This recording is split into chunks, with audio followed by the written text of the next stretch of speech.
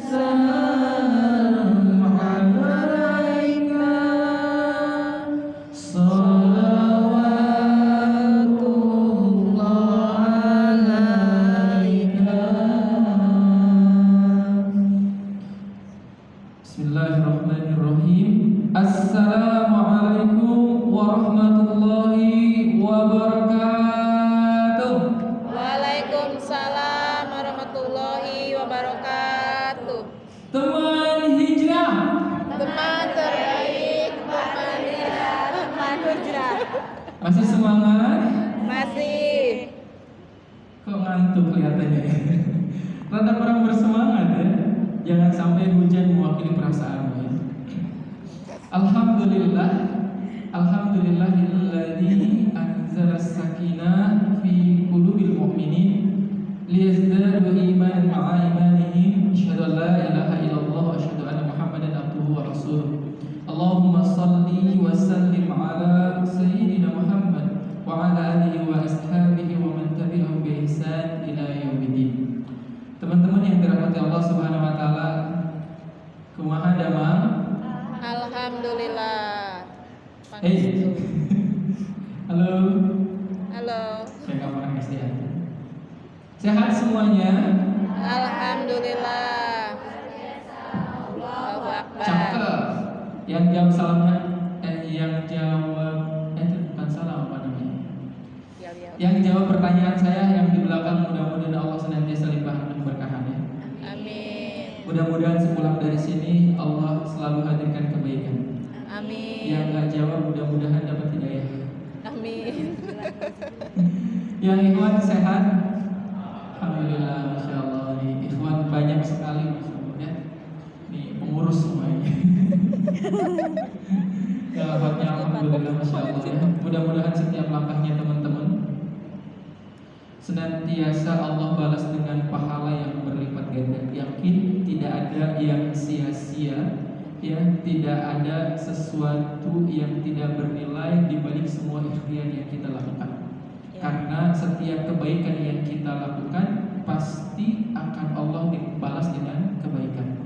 Hal jazaa'ul ihsan ilal ihsan. Tidak ada balasan kebaikan kecuali balasannya adalah kebaikan itu sendiri. Maka teman-teman, jadikan setiap langkah kita menuju masjid ini, di majelis ini, ya, diniatkan karena Allah. Mudah-mudahan ini menjadi wasilah Allah menghadirkan kebaikan dalam kehidupan kita. Amin ya Allah ya Rabbal Alamin. Banyak-banyak doa ketika sedang bermajelis. Ya, mudah-mudahan setiap harapan ya, menjadi sesuatu yang Allah kabulkan. Amin. Teman-teman yang dirahmati Allah Subhanahu wa taala, alhamdulillah senang sekali ya, walaupun telat, mohon maaf ya, bisa ketemu lagi sama teman-teman semua. Mudah-mudahan semua yang hadir sore hari ini istiqomah ya. Amin. Dari mana aja ini? Bogor semua. Bogornya Bogor mana? Bogor kota, kabupaten? Kabupaten. Kabupaten Bogor ya. Cibinong. Caringin. Caringin, cari angin. Cari jodoh. Oh, cari jodoh ya. Ada yang bukan dari kota Bogor, ada warga luar kota. Dari mana teh? Ciputat, Tangerang, masya Allah. Langsung dari Ciputat. Kena prank dari judul ya.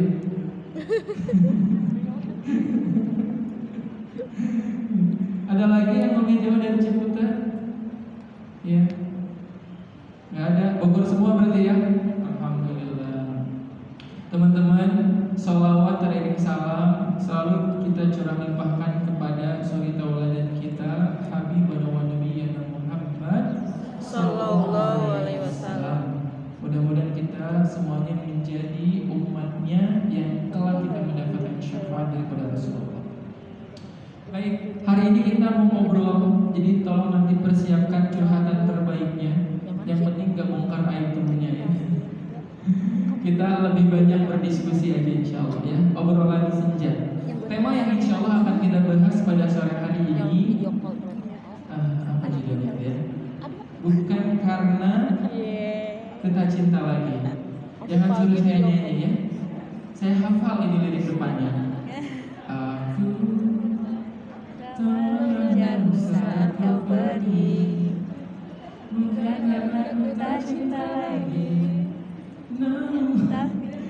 Apalagi ya? Kini ku sadar cinta Tak harus saling miliki. itu udah tahu ya? Selebel. Ya.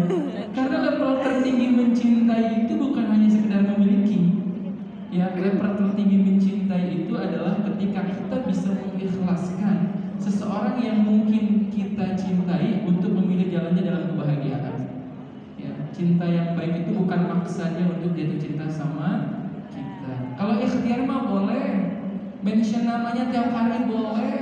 Tapi kalau dia nggak pilih kita, jangan salahkan dia. Ya, jangan salahkan orang yang tidak memilih kita. Kenapa? Karena semuanya sudah Allah tetapkan. Takdir itu tidak akan pernah melewatkan kita, teman-teman. Dan setiap yang mungkin tidak bertemu dengan kita, maka sudah pasti itu bukan menjadi bagian daripada takdirnya kita. Allah tidak akan pernah salah memilih takdir. Kenapa? Cinta itu akan menemukan jalannya. Ya. Tapi cinta yang benar. Ya. Baik, kita akan mulai bahasan kita tentang cinta. Benar ya? Cinta ya? Jadi cinta itu ada dua jenis. Ada berapa? Dua. Yang pertama mahabbatut tabi'i, cinta yang sifatnya naluri, cinta yang sifatnya bagian daripada jiwa kita sebagai seorang manusia. Boleh nggak kita cinta kepada sesama? Boleh. Boleh kalau sesama manusia. Boleh ya, mencintai sebagai saudara gitu. Boleh, dan itu bagian daripada naluri kita, fitrah kita untuk mencintai. Maka dalam Islam cinta itu dilarang, tidak dilarang ya. Yang dilarang itu adalah ketika kita salah dalam mengekspresikan cinta. Kira-kira bagi teman-teman yang punya pengalaman buruk tentang cinta, mencintai seseorang itu bikin bahagia atau bikin tersiksa? Tersiksa kalau belum kalah. Pengalaman yang bicara ya. Ajari dong Bu. Udah kalah aja banyak yang Ya, tersiksa. kasihannya cuma jadi kertas putih dibantu print. ATS.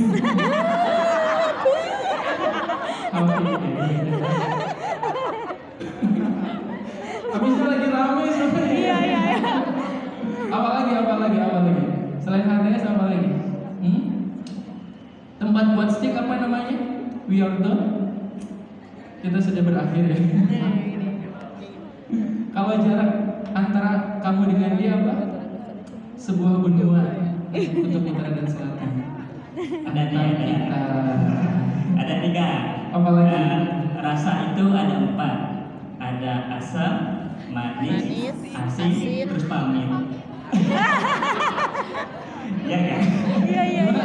Asam, manis, Asam, manis, asin, terus pamit. Bener kan? Aduh, saya belum masuk itu.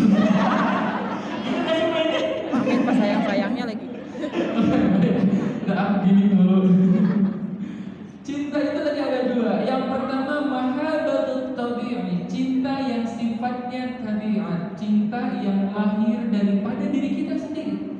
Maka wajar kalau kita punya perasaan cinta kepada seorang manusia.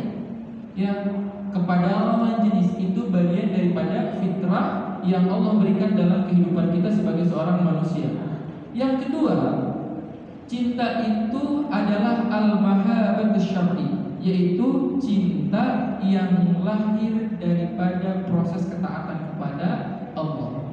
Maka inilah cinta yang sebenar-benarnya cinta. Baik, kita bahas satu-satu. Kan, kalau gitu boleh kan kita itu punya perasaan kepada orang lain? Boleh. Ya, bahkan itu diantara bentuk bahwa kita itu normal sebagai seorang manusia. Yang nggak normal itu kalau misalnya karena terlalu sering disakiti sampai rasanya bias kepada manusia. Maka itu berarti ada yang salah dengan hatinya, dan itu jangan dibiarkan ya, karena lama-lama nanti bisa jadi penyakit ya. Gagal move on itu jangan dilama-lamain teman-teman ya, karena nggak enak rasanya ya. Kita hidup di waktu yang berbeda dengan orang yang berbeda, tapi rasanya masih sama. Gimana rasanya? setiap datang ke suatu tempat yang diingat adalah kenangannya, ya kan? Setiap bertemu dengan orang lain yang diingat saat bersamanya, kira-kira nikmat nggak? Nikmat. Pengalaman mengajarkan ya, terlalu mencintai manusia itu bikin kecewa. Maka kata Imam Syafi'i, janganlah kita itu berlebih-lebihan dalam mencintai. Ya, kenapa? Karena tatkala kita berlebihan dalam mencintai, Allah timpakan kepada hati kita bagaimana sakitnya sebuah pengharapan kepada manusia. Agar apa tujuannya? Agar kita tahu, kita tersadar bahwa Allah itu cemburu kepada hati yang hatinya lebih mencintai makhluk daripada mencintai Allah. Tapi sisi baiknya, Allah itu ketika kita ya dibuat sakit hati bukan karena Allah ingin kita down, bukan ingin kita merasa bahwa hidup itu udah gak berharga lagi, enggak. Tapi Allah ingin menyelamatkan hati kita daripada cinta yang sebenarnya akan menyakiti kita. Makanya sebagian besar pasti orang yang pernah pacaran itu lebih mengatakan rasanya gak enak daripada rasanya enak, kecuali sampai nikah ya. Rasanya gak enak. Apa di antara bukti gak enaknya? Yang gak enak aja gitu kan, posesif, tiap hari ditanyain gitu ya. Mau pergi aja harus laporan. Kamu hari ini mau kemana? Aku mau kajian. Biar apa? Biar dapat hidayah buat nyadarin kamu. Biar kamu tahu akulah satu-satunya yang terbaik untuk kamu. Emang ya? Ya kan kayak gitu. Gak enak ya kayak gitu terus tiap hari gitu ya. Coba bayangin aja, kita ditanyain kayak seorang suami istri tapi gak dinafkahi teman-teman. Apa enaknya? Teman-teman kerja harus tetap kerja sendiri gitu kan? Ya, terus ya udah hidupnya dengan sendirinya gitu. Tapi seolah-olah hidup kita itu dikekang oleh satu orang bernama pacar itu, walaupun dia tidak punya benefit yang lebih dalam kehidupan kita. Kadang cuma bikin kecewa, bikin sengsara, bikin galau tiap hari karena kekhawatiran kalau diputusin, khawatir dia menemukan yang lebih solehat daripada kita. Yang lebih solehah gitu, solehah ya, daripada kita. Maka kekhawatiran itulah yang kadang justru malah bikin kita besar harapannya kepada manusia. Ternyata manusia itu tempatnya khilaf dan salah tadi, maka akhirnya kecewa. Maka yang baik yang seperti apa? Yang baik itu adalah ketika kita mencintai manusia, tapi landasannya karena kita mencintai Allah. Itu yang terbaik. Ya. Karena cinta kepada Allah itu adalah cinta yang hakiki. Cinta yang akan menumbuhkan kebahagiaan apapun kondisinya. Ya, apapun keadaannya. Bahkan cinta kepada Allah itu adalah cinta yang akan menguatkan kita tatkala kita kecewa karena pernah mencintai seorang manusia. Itulah cinta kepada Allah Maha Batin. Itu ya. Baik, kita balik lagi. Apa kata Allah Subhanahu wa taala di dalam Quran surah Al-Imran ayat ke-14? Zuyyina lin-nasi hubbus syahawat. Yang dijadikan indah pada pandangan manusia kecintaan kepada apa-apa yang diinginkan. Minan nisa, ya, perempuan, wanita laki-laki, ya, lawan jenis. Itu bagian daripada fitrah normal. Yang enggak normal itu kalau ini hubbus syahwatnya bukan kepada minan nisa laki-laki, ya, kepada sesama laki-laki. Nah itu bukan cinta yang tabii ya, itu adalah cinta datang dari syaitan gitu. Minan nisa, kemudian kepada apa lagi? Wal banin, anak-anak. Fitrah seorang orang tua kita, misalnya orang yang udah dewasa, punya rasa kasih sayang, rasa cinta kepada anak-anak, itu boleh. Kemudian apa lagi? Wal qanatir muqantariyah, harta yang kita perjuangkan. Boleh. Maka kita memang perlu mencintai harta selama tidak berlebih-lebihan. Ya. Tujuannya apa? Ya, tentu tujuannya agar menghadirkan penjagaan dan pengamalan. Ya, bukan untuk dimiliki, tapi untuk diamalkan. Kalau misalnya kita tidak mencintai harta, naruh handphone di mana saja gitu ya. Ah, biarin aja, saya mau gak cinta dunia. Wah, tapi handphone kamu iPhone 15 Pro. Iya, saya mau gak cinta dunia loh. Dunia udah gak ada di hati saya.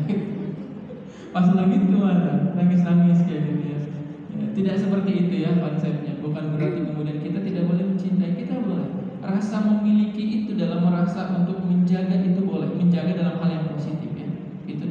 kan. Jadi nanti lahirlah sikap waspada. Kemudian kita lanjutkan. Ya, ada kalau dalam bahasanya ya ada binatang ternak atau misalnya properti lah zaman sekarang, kendaraan dan lain sebagainya. Dan kata Allah itu adalah kesenangan hidup dunia. Tapi ingat bahwa di sisi Allah lah tempat kembali yang terbaik. Ya, artinya sesuatu yang normal ketika kita punya kecenderungan memang kepada dunia. Tapi ingat, jangan sampai hal itu membuat kita lalai atau membuat kita lupa untuk menumbuhkan cinta kepada cinta yang sebenarnya, yaitu cinta kepada Allah Subhanahu wa taala. Ya. Tadi yang kedua. Kata Rasulullah sallallahu alaihi wasallam, ya, tidaklah seseorang itu ya benar keimanannya, sempurna imannya, dia benar dikatakan sebagai orang beriman sampai kemudian menjadikan Allah dan Rasulnya lebih ia cintai daripada selainnya. Ya. Jadi di antara ciri orang beriman itu kan kata Allah, walladzina amanu asyaddu hubban lillah. Dia teramat besar cintanya kepada Allah. Dan cinta kepada Allah itulah yang akan menjadi kekuatan besar dalam kehidupan kita. Ada yang pernah sakit hati dan masih sakit hati kan? Ada. Sampai sekarang nih masih kerasa banget sakitnya. Padahal dia udah dengan versi yang berbeda gitu. Mungkin dia udah sama yang lain berkali-kali gitu ya. Kadang datang lagi kalau habis putus gitu. Ada yang masih belum move on gak? Baik itu karena seseorang ya, atau karena yang faktornya bisa banyak. Ada? Mau nggak move on? Mau. Mau move on mau? Mau. Kenapa kamu belum pada move on? Kira-kira kalau kita belum move on yang terasa apa? Rasa sakit? Sakit karena dikhianatin? Ditinggal nikah. Ditinggalin nikah? Tinggal nikah. Ditinggalin memilih yang lain? Ditinggalkan karena pilihan orang tua? Kayak gitu? Iya. Sampai sekarang lukanya masih menganga? Masih. Berat ya. Ya, luka itu harus diobati teman-teman. Ya, karena kalau dibiarkan nanti menjadi busuk. Hati itu kalau lukanya tidak diobati nanti tertumpuk. Maka ketika emosi itu tertumpuk, ya emosi itu akan menyalurkannya kepada raga kita. Ya, makanya kalau misalnya teman-teman nanti makin jompo tuh ya. Nah itu efek daripada gagal move on. Ya, hati-hati lah remaja-remaja jompo tuh. Kenapa? Karena gini, sifat hati itu, kolbu, jantung itu teman-teman. Ketika energi positif itu yang ada di dalam diri kita, energi positif di hati itu ada banyak. Ya, kesedihan, putus asa, kecewa, marah, denial, tidak menerima keadaan dan lain sebagainya. Kan ketika teman-teman mungkin diputuskan, ditinggalkan dan lain sebagainya, dicampur jadi satu. Marahnya ada, kecewanya ada, ya tidak menerima keadaannya ada, gitu ya kan. Maka rasa itu berkumpul jadi satu. Ya ditumpuk di hati, walaupun hari-hari dijalani, gitu kan, aktivitas dilakukan, tapi ternyata itulah yang jadi bikin hidup kita jadi hambar, bikin ibadah-ibadah kita itu jadi tidak terasa nikmatnya, bikin hari-hari kita itu lebih banyak kayak galau, tapi bingung apa yang digalaukan, hampa gitu ya, tapi bingung apa yang dihampakan, tapi tiba-tiba pengen nangis. Iya benar. Ada yang kayak gitu? Ada. Belum cerita, kenapa? Dia Ustaz, Mau cerita apa? Aku itu tuh. Saya tuh bingung sebenarnya masalah apa gitu kan. Masalah kamu adalah masih menunda merasa yang lama. Tolong ya, mantan itu bukan pahlawan, jangan dikenal. Ya, maka caranya teman-teman, ya, di antara hal yang bisa membuat kita mengganti rasa yang lama dengan rasa yang bisa menghadirkan bahagia adalah menghadirkan rasa yang positif, menghadirkan rasa yang akan sedikit demi sedikit mengikis rasa-rasa yang lama itu. Dengan cara apa? Mengkoneksikan kembali qalbu kita, hati kita, ya, kepada pemilik rasa yang sebenarnya. Ya. Biar apa? biar rasa-rasa yang lama itu dihapus. Dengan cara apa? Menerima. Ya, kita menerima, kita ikhlas dengan setiap ketetapan yang Allah berikan dalam kehidupan kita. Kita bersyukur terhadap semua kejadian yang pernah terjadi di masa lalu kita. Lalu kemudian kita belajar dengan itulah kemudian lebih banyak berharapnya kepada Allah bukan kepada manusia. Itu tahapannya. Maka dengan seperti itu seseorang manusia akan ada di level di mana hatinya itu merasakan yang namanya sakinah, kedamaian, ketenangan, kebahagiaan. Bukan dia tidak punya masalah, bukan. Tapi dia belajar untuk menerima setiap yang pernah terjadi dalam kehidupannya karena dia yakin Allah pasti menghadirkan hikmah terbaik di balik ujian yang diberikan. Poinnya ada di situ. Ya, maka yang harus ditumbuhkan adalah mahabbatus syar'i, cinta yang sesuai dengan syariat, cinta kepada Allah Subhanahu wa Ta'ala. Baik, kita nanti lanjutkan ditanya jawab sambil spoiler sisa-sisa materi yang harus disampaikan. Ya, karena nanti kalau ngomong terus waktunya habis. Ada yang mau curhat? Yang pertama gratis, kedua bayar. Bayar kelasnya ya. Boleh, silakan. Sebutkan nama. Teteh mungkin yang di belakang bisa agak alamat ke depan ya, biar nggak terlalu jauh mikrofonnya.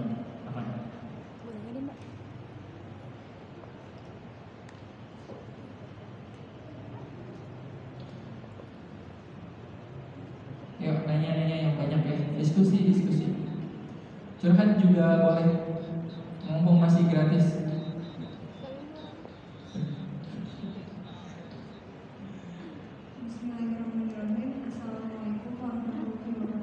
Waalaikumsalam warahmatullahi wabarakatuh. Perkenalkan, nama saya Sakinah. Oh, Sakinah. Tapi belum mau ada. Oh, iya. Semoga menemukan Uzi. Saya tegang betul. Bagaimana cara menghilangkan rasa tidak layak untuk apapun? Bagaimana menghilangkan rasa tidak layak Untuk apapun. untuk apapun baik? Seperti dalam pertemanan, dan saya memiliki anak didik umur sampai 15 orang. Tapi kadang saya suka merasa kayaknya gue gak pantas deh.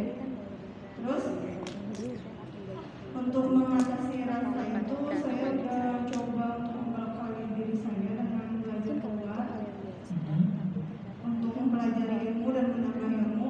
Tapi kadang kalau lagi konslet pikiran ya, lagi futur, perasaan gak layak itu suka balik lagi Ustaz. Jadi gimana solusinya?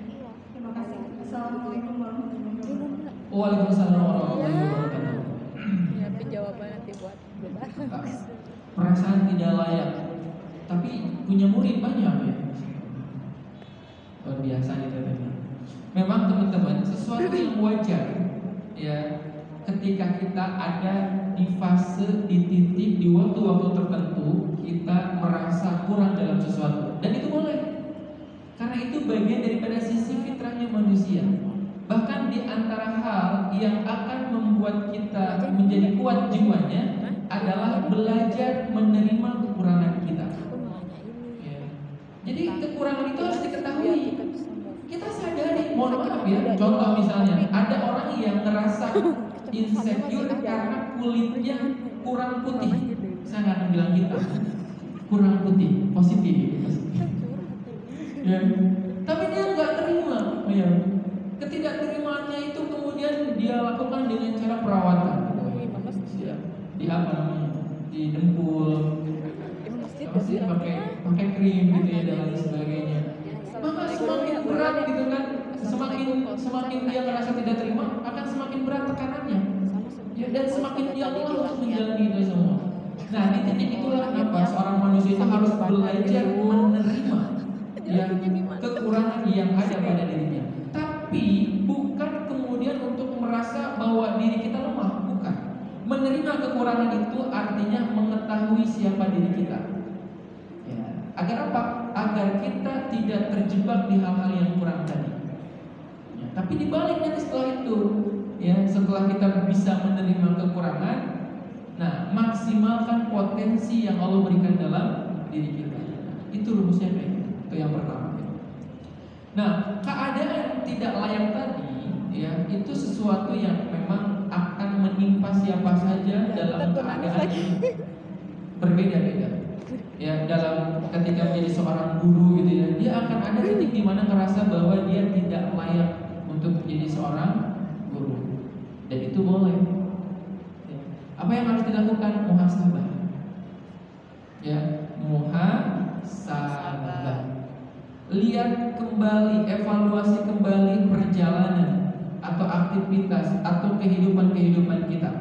Ya, seolah-olah muhasabah itu merefleksi untuk menghadirkan motivasi. Itu diantara tujuannya muhasabah. Ya. Bermuhasabah, ya Allah, apa ya yang kurang dari diri saya? Ya Allah, ketika kita mengkoneksikan tadi hal-hal yang merasa bahwa saya kayaknya nggak layak, ya Allah, ya Allah, ya Allah, saya merasa nggak layak, gitu.